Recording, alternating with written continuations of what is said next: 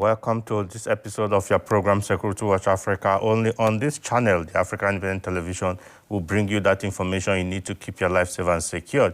Welcome to the program. Today, my name still remains Patrick Abambu. Today, we'll be bringing you various reports cutting across human trafficking, what is happening with the Nigerian army and the fight against insecurity, and so many other issues. Even from the first headquarters, we will tell you what the IGP is doing. But that will be after. I must remind you that coronavirus is still with us. Like you can see, I'm putting on my face mask. We must ensure that we protect ourselves and our loved ones by always adhering to all measures to protect us from contracting that deadly disease. This third wave is getting more serious and more people are dying. In Nigeria, the number is getting scary the more, so we must protect ourselves. Yes, welcome to the program today. Quickly, because there's no time, we must take this time to commend the officers and soldiers of the Nigerian Army, the entire troop of the Operation Harinkai, and all those who are involved in security, making sure that Nigeria is protected, because the news coming in from the northeast is quite very, very cheery, and we must commend them. We must commend the Chief of Army Staff and all that, but we must also ask that more security should be put in place in northwest, particularly in Zamfara and Katsina State, where the bandits are still causing and adopting people. Kaduna State also should be looked into.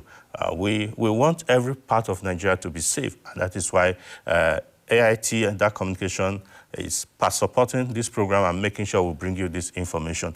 But sit back as we bring you this report, because Security Watch Africa, Shirley Daniels, went on the street to find out the views of some Nigerians, knowledgeable people, on what they think about the surrendering of these soldiers, surrendering of fighters, Boko Haram fighters, and Nigeria compared with Afghanistan. Sit back as we bring you this report. With the final withdrawal of the United States of American troops from Afghanistan, which was initiated by the former President Donald Trump and implemented by the current President Joe Biden, the door of the return of the Taliban government was flung open. The U.S. government has suddenly withdrawn its troops from Afghanistan after over 20 years of intervention, with trillions of dollars spent and tens of thousands of lives of American soldiers lost in the battle. This news came to many as a shock, especially some Nigerians who have asked the Nigerian government over time to allow Americans and Western troops to help fight insecurity in Nigeria. Security Watch Africa saw the views of some Nigerians if it would have been a good decision to use foreign military to fight the internal crisis. The Nigerian government should learn more from what is happening in Afghanistan now. Don't forget that the opportunity of the possible or purported withdrawal of troops as recorded by the American government, Nigeria may not have such opportunity. If the international community will wait for international community to intervene in Nigeria's insecurity situation, that would be a bad one. Nigerian armies are very, very committed. We should learn to embrace peace. We should please learn to embrace peace and speak with one voice. Because if one is affected, the whole nation will be affected. The U.S. has tried their best. Over 2 decades they were there, but they didn't achieve anything. We should understand ourselves, embrace us. We have different cultures, but we've come together as a nation. So let us be that one nation. And let us understand ourselves and speak with one voice. Peace is most important thing in any nation that must grow. On the recent surrendering of over 1,500 Boko Haram terrorists with their families, Surveyor Mosu Gabriel has this to say. It's very good that we're able to have people who are surrendering to the Nigerian nation. It's not to the army, it's not to the Air Force or something. They are surrendering back to Nigerian nation as Nigerians. That means that we can move now together as one nation. We can be able to fight our common enemy.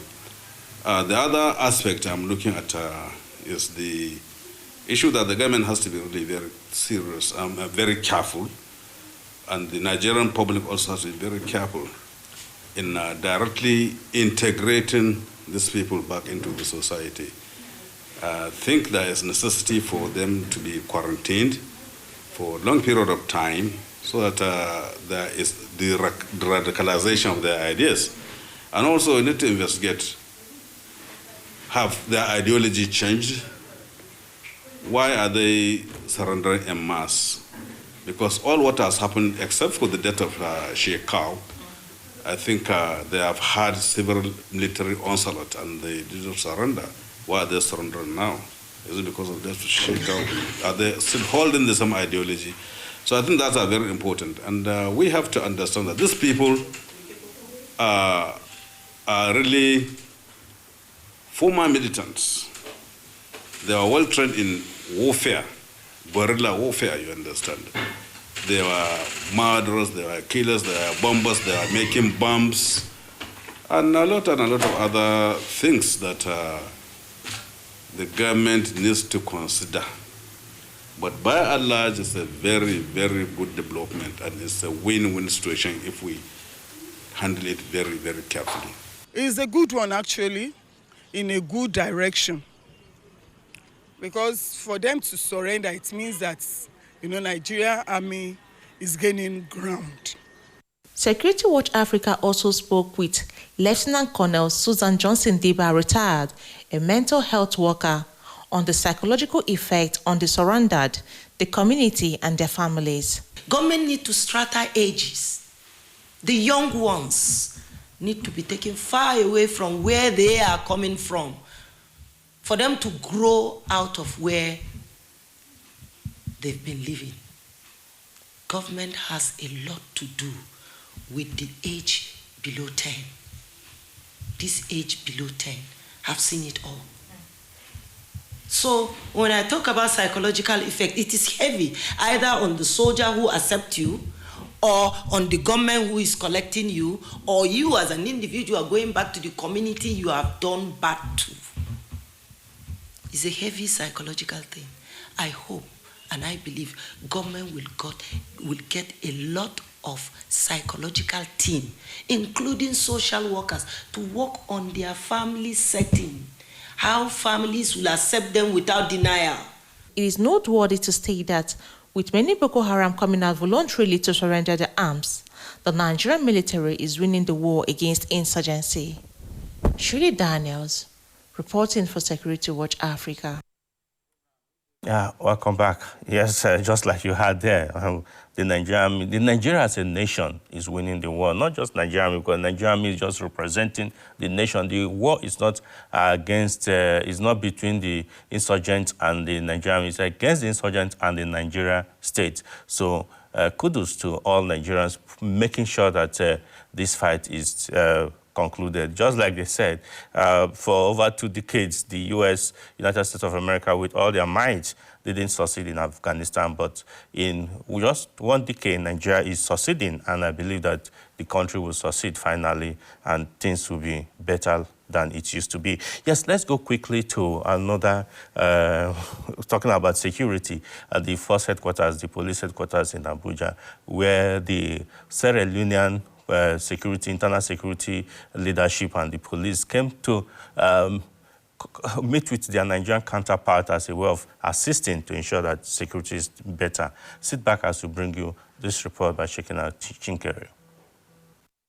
As part of cementing the collaborative efforts of their two countries, the heads of the police in Nigeria and Sierra Leone have met in Abuja, Nigeria, to sign a bilateral policing engagement.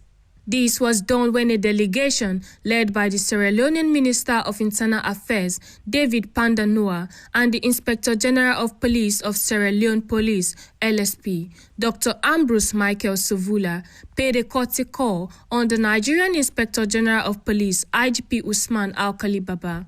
While speaking on the essence of their visit, the LSP boss thanked IGP Baba for approving the participation of 10 senior Sierra Leonean police officers for a strategic leadership and command course at the Nigeria Police National Institute of Police Studies in Abuja. In May this year, the Inspector General of Nigeria Police Force accepted 10 participants from the Sierra Leone Police to attend Strategic Leadership and Command Course 03/2021 at the National Institute of Police Studies, NIPS, in Abuja from 27 June to 19 August this year. What a wonderful country is this. We must continue to appreciate Nigeria. On his part, the Sierra Leonean Internal Affairs Minister David Morris Pandanua spoke about the importance of human capacity development and synergy among the lead agencies on internal security. The human being is the most important being of everything that we deal with. All the things that we put together, the human being is important. And if we develop that human being, we will have the greatest of lives, we'll have the greatest of peoples that we can expect to have. IGP Baba welcomed the Sierra Leonean delegation and stated that the training is a milestone to enhance the professional capacity of officers. It is a clear statement on the commitment of the Nigerian police and Sierra Leonean authorities to boost bilateral cooperation and strengthen transnational police network as a strategic approach that is directed at addressing national and regional security challenges.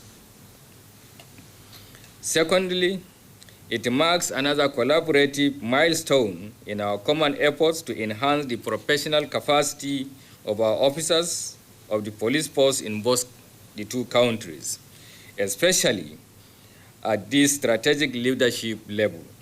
The high point of the visit to the force headquarters in Abuja was the formal signing of the agreement by both police chiefs. The leadership of the Nigerian police force and the leadership of the Sierra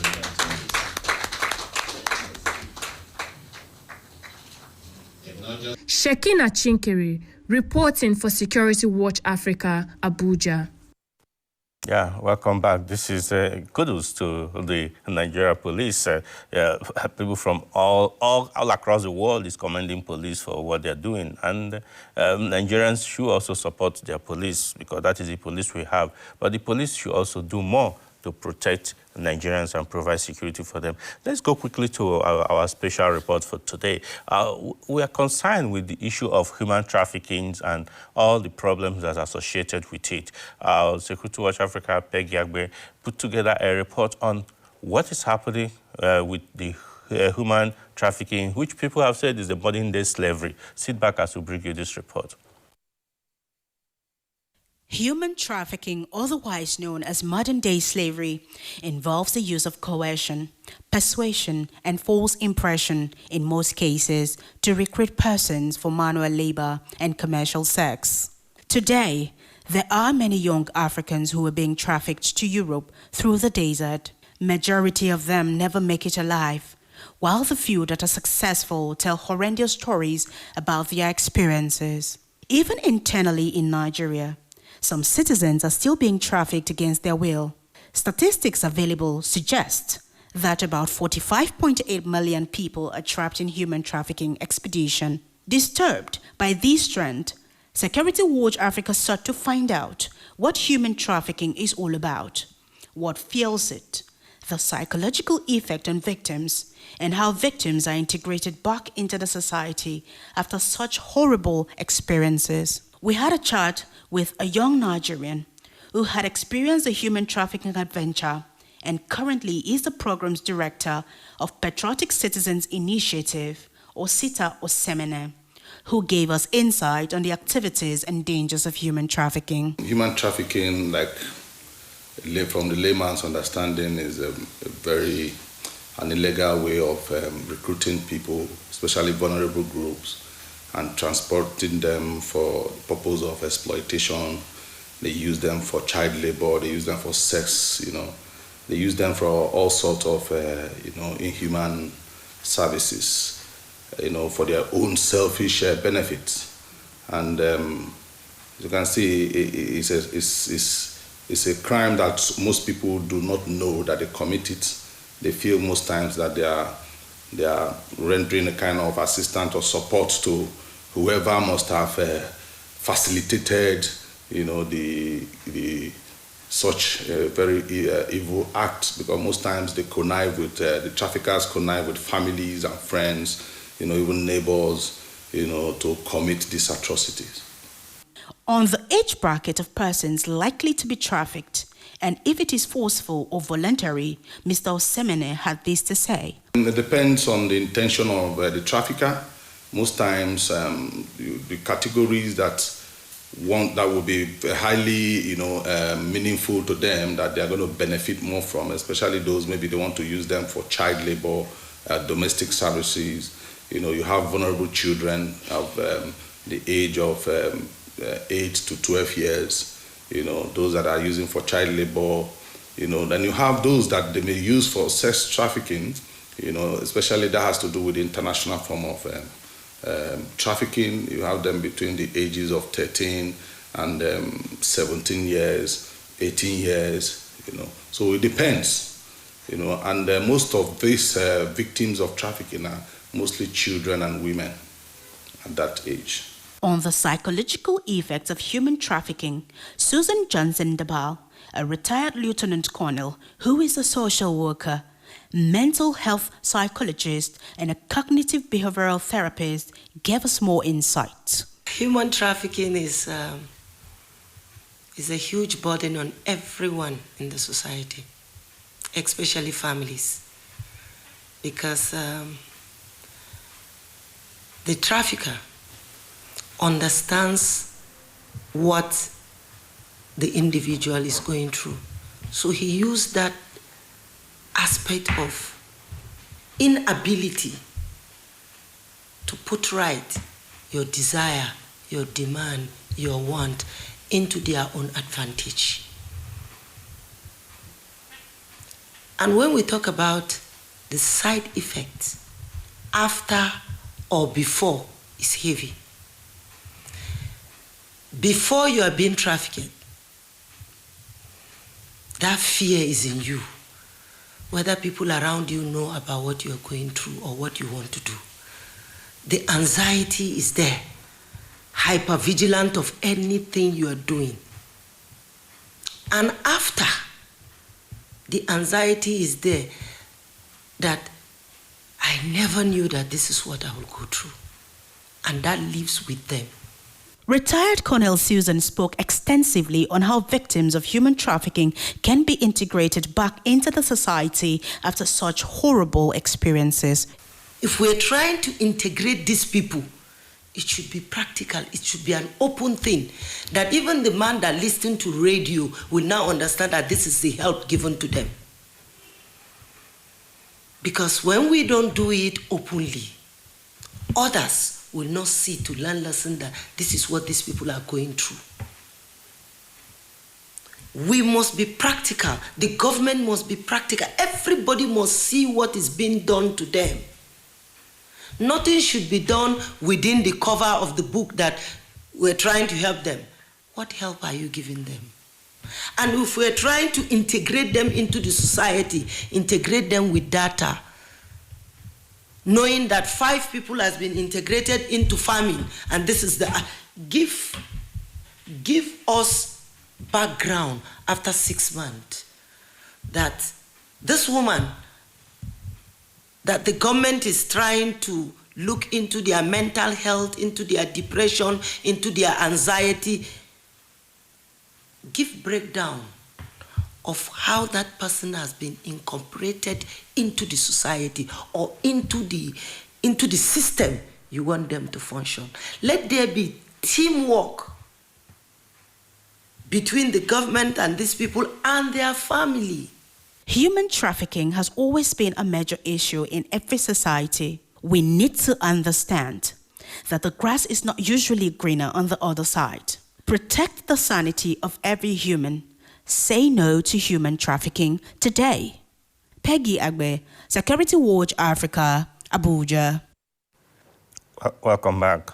Yeah, many times we hear of some communities that lack some amenity, basic amenities like water, good drinking water, and that people, those who live in that community go miles to source for this water. Some put themselves on the line of danger, and they get raped or get attacked by various evil people in our society. One organization talking about Chukwuma Nwokocha Ministry identified a community in Abia State that has had this issue of serious challenges and tried to solve by providing drinkable and potable water for them. Sit back as we bring you this report from our home in Umuahia, Abia State. The Umuezike Feme Ohu community in Umuahia, Abia State, have finally heaved a euphoric sign of relief after many years of being exposed to hardship and harassment of women and children who journey far distance to get potable water for their families. This state of insecurity and helplessness, especially on the girl child, who sometimes are molested by deviants of the society on their way to the river to fetch water for their family use. The importance of water in a home cannot be overemphasized. This is said to be the reason why the Chukwuma Nwokocha Ministry decided to solve this age-long water problem of the Umuezike Ofeme community. During the commissioning and handing over ceremony of the water project, the governor of Abia State, Dr. Keze Kwazu, who was represented by the Commissioner for Finance, Abia State, Dr. Aham Uko, lauded the humanitarian gesture of the Chukwuma Nwokocha Ministry. He says this is one of the desires of the state government to create an enabling environment for citizens of the state to freely come home and contribute their quota to the development of the state. Security has provided an enabling environment for people around their various communities to be doing self-development projects, one of which is the one done by this our brother and his ministry. So most importantly, we thank the governor for providing that enabling environment to allow activities to go on in our place. Because there are several communities in Nigeria today that cannot even have people go home or even talk of doing projects. And so what the governor has done is laying the foundation for a lot of activities, particularly self-help projects to go on in various communities. Pastor Chukwuma Nwokocha, a native of Umuezike Ofeme Ohu community, highlighted reasons why his ministry decided to undertake the water projects. It is a security challenge of these women going to the stream to fetch water. The women are harassed, there's a lot of rape, there's a lot of problem coming up going there, and these women can no longer go there. We had a situation where a woman went to fetch, get some water in the stream, fell from there, and no one could be able to help. With this kind of water we have done right now, it will help them. They won't go back there again. There's water close to them, and they are thanking God. And by the grace of God, I think most of them are happy. Some members of the community spoke with Security Watch Africa on the importance of the project to their community. Before, people, they are going far to fetch water, but now it's close to us to fetch the water. So we thank God today. I've been suffering of water, and some women always go to neighboring village to get water, but to no avail. But thank God today that God has, by the grace of God, through Pastor Chukwuma Nwokocha, to bring water to this land. High point of the ceremony was the commissioning of the water project and presentation of 100,000 naira to the community by the Honorable Commissioner for Finance to fuel the generator provided by the Chukwuma Nwokocha Ministry as a source of power to the project. Ernest Enuneku, Security Watch Africa, Umuahia, Abia State. Indeed, it's a good thing when citizens go back to communities and touch the lives of the needy and the elderly. Kudos to Pastor Chukwuma Nwokocha for that. Yes, let's go quickly because time is not our friend. The Nigeria Security and Civil Defense Corps trained some very agile, gallant personnel to help in the fight against insecurity in the country. During the week, these able men and women passed out from the training, and they were integrated into the system. Sit back as we bring you this report again from Shekina Chinkere on what the Nigerian Security and Civil Defense Corps has done.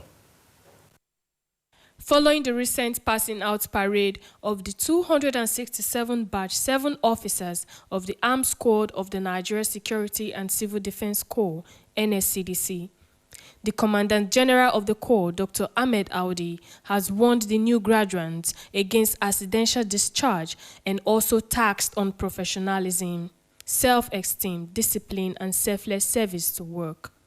The Commandant General gave this warning during the parade at the national headquarters of the Corps in Abuja. I urge you to continue to raise the bar of excellence and professionalism which you have imbibed, and to be good ambassadors of the Corps as you return to your various formations.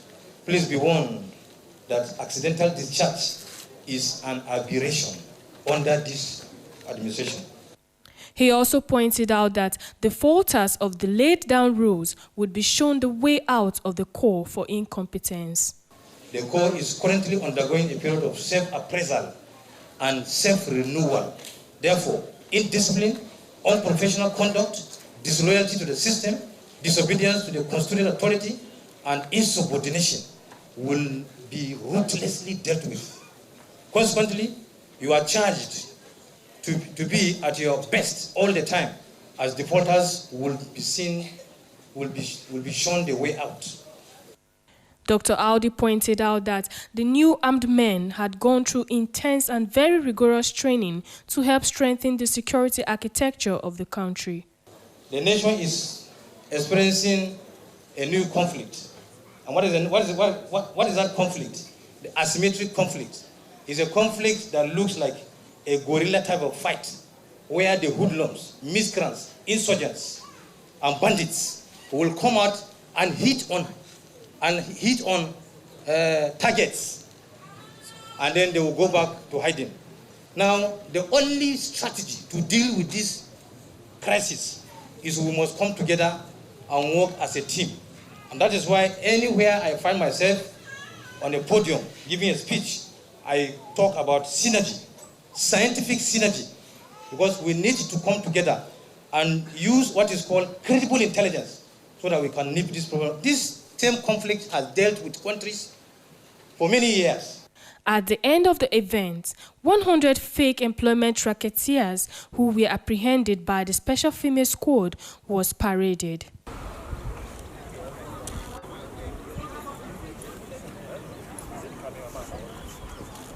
Shekina Chinkiri, reporting for Security Watch Africa, Abuja. Yes, really, it's sad that some Nigerians will defraud their fellow citizens, promising them employment that never existed. We must commend the personnel of NSCTC for rounding up those criminals. We must leave for other programs to continue. But if you have enjoyed watching this, join us again next week so we can bring another exciting episode. Or you can also watch us on our YouTube link. So YouTube to see what the previous editions and this current edition. We're also on Facebook because we must give you that information you need to keep your life safe and secured. It's been a pleasure bringing this to you. Until next week, I say thanks for staying tuned and bye for now.